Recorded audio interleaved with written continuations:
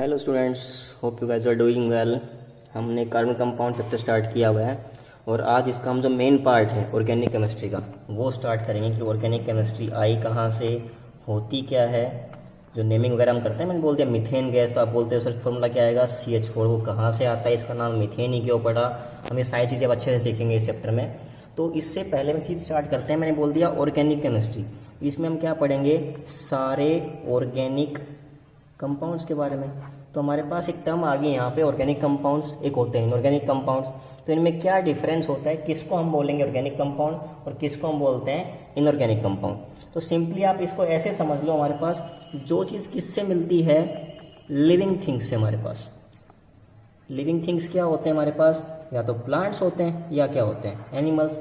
जो इनसे चीज़ मिलेगी आपके पास, उसको हम सिंपली क्या बोल देंगे, ऑर्गेनिक कंपाउंड्स बोल देंगे। तो हमारे पास जैसे यूरिया हो गया, शुगर हो गई, ऑयल हो गए, फैट, प्रोटीन, विटामिन, जो हमें डायरेक्टली या इनडायरेक्टली प्लांट्स या एनिमल्स किसी से ही मिल रहे हैं, उनको हम क्या बोल देंगे, ऑर्गेनिक कंपाउंड्स। और जो दूसरे होते हैं हमारे पास इनऑर्गेनिक, वो हमें नहीं पढ़ने, वो किससे मिलते हैं, नॉन लिविंग थिंग्स से हमारे पास। जैसे हमारे पास किससे मिल गए, मिनरल्स से मिल गए, हमारे पास रॉक्स वगैरह से मिल रहे हैं, जैसे उनको हम क्या बोल देते हैं, सिंपली इनऑर्गेनिक कंपाउंड। तो हमें मेन फोकस रखना है यहाँ पे किस पे, ऑर्गेनिक कंपाउंड्स पे। तो हमारे पास ये चीज़ आई कहाँ से, स्टार्ट कहाँ से हुई। एक थ्योरी हमारे पास इसके रिगार्डिंग बहुत इंटरेस्टिंग है, वाइटल फोर्स थ्योरी।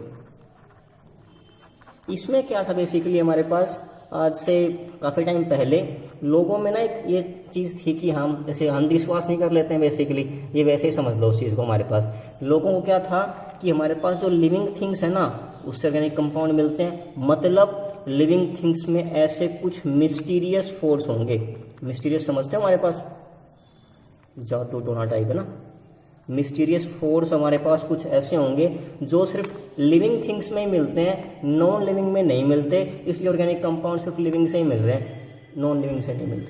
बात समझ में आई।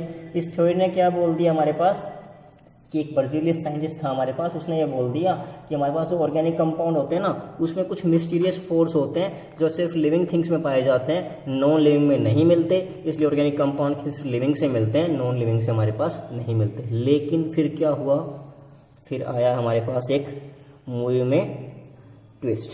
ट्विस्ट क्या था बेसिकली, हमारे पास एक बार एक साइंटिस्ट था वोलर नाम का, वो ऐसे ही टाइम पास कर रहा था, लैब में कुछ काम कर रहा होगा अपना ऐसे ही।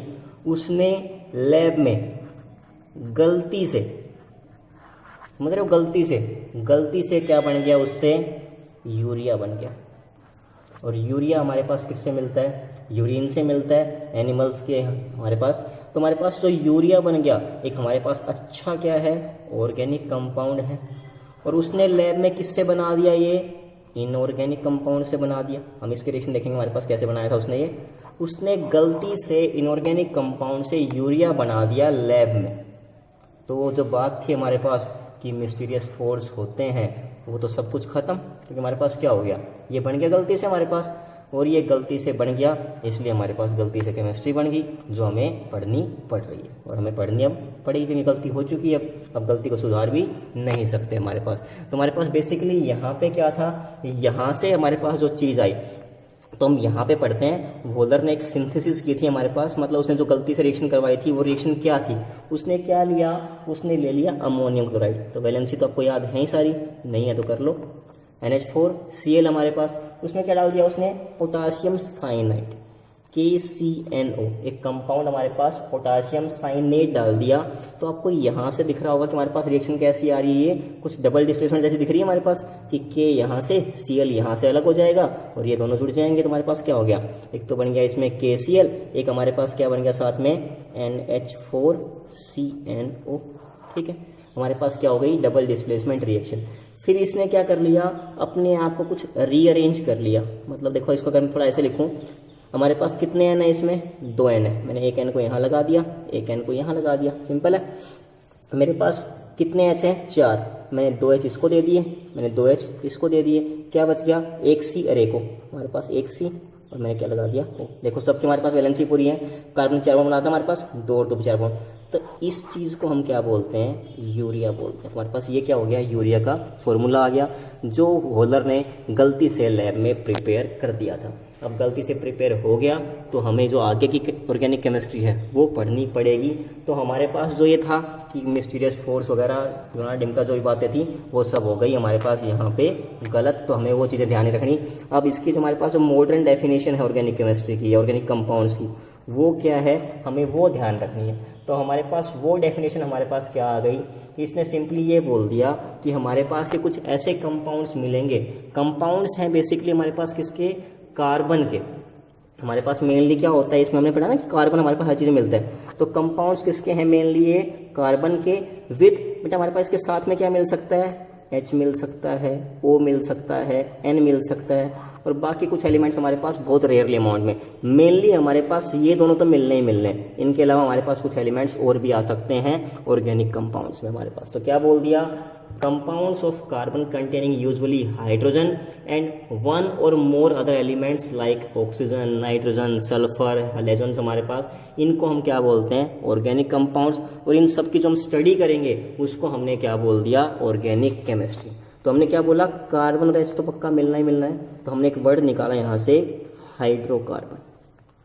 समझ रहे हो वर्ड हमारे पास, hydro means H, carbon means C हमारे पास, मतलब C और H तो मिलेंगे ही मिलेंगे, इसके अलावा जो मिले देख लेंगे, उसको कोई दिक्कत नहीं है। मतलब hydrocarbon and their derivatives, and their derivatives, मतलब हमारे पास क्या हो गया, ये हमारे पास क्या हो गई, हमारे पास नई डेफिनेशन आ गई कि हाइड्रोकार्बन और उनके डेरिवेटिव्स को हम क्या बोलते हैं, ऑर्गेनिक कंपाउंड्स बोलते हैं हमारे पास। उनकी केमिस्ट्री को हम क्या बोल देंगे, ऑर्गेनिक केमिस्ट्री बोल देंगे। तो हमारे पास ये चीज़ थी बेसिकली, यहाँ पे इसकी पीछे की हिस्ट्री लगा लो, कुछ भी लगा लो। अब हम यहाँ से स्टार्ट करेंगे।